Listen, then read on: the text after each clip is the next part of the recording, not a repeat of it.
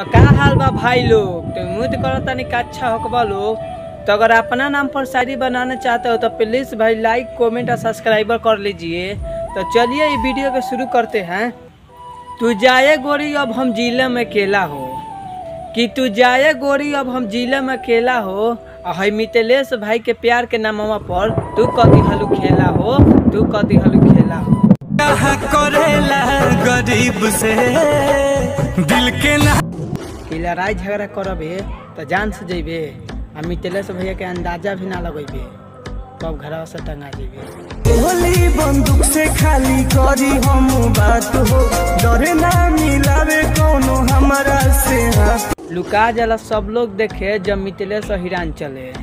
अरे कि लुका जला सब लोग देखे जब मिथिलेश हिरान चले।